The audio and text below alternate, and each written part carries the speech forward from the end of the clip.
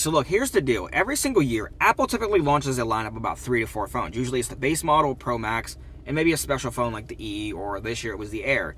And this year, coming up, it's going to be an iPhone Fold, which is very speculative because we have heard the rumors, the mock-ups, the dummy units, all that stuff. We know it's coming out, if not this year, at least next year. We know for a fact at some point it's going to come out. It's not the iPhone Fold. It's not what it's going to be officially called as of right now. It's just the iPhone Fold, because that's all we have really on it. It's just an iPhone that folds, which is going to be pretty cool because it's going to be a little bit smaller than a mini iPad. But something came across when I was scrolling on Instagram and X and Facebook and all this other stuff. And I've been seeing a lot of rumors about how Apple is only going to be releasing 3 phones this year. The iPhone Pro Max and the iPhone Fold. I can see Apple doing something like that, but not right now. Especially when we just got a new CEO in. I don't think it's really going to work out in their favor. Because we know for a fact the Pro model is going to be about $1,200 and the iPhone Fold is going to be around $2,500. So it's not really going to look good on their hand, especially with a new CEO and all this new stuff going on within the company.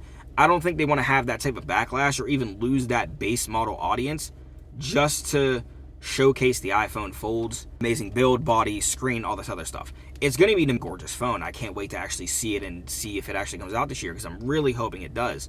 But I also don't want Apple to lose that base audience right now. They're saying that if they don't release the base model now, it'll be around June.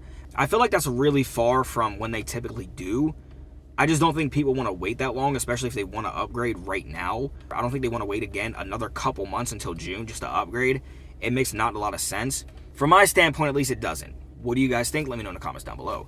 But if they really only release 3 iPhones this year, I don't think that would really look good on their part, because they usually drop with a base model at least $800, which is fine. A lot of people can afford $800. Not everybody wants to spend $1,200 on a brand new phone every September from now on. It just doesn't make sense to a lot of people.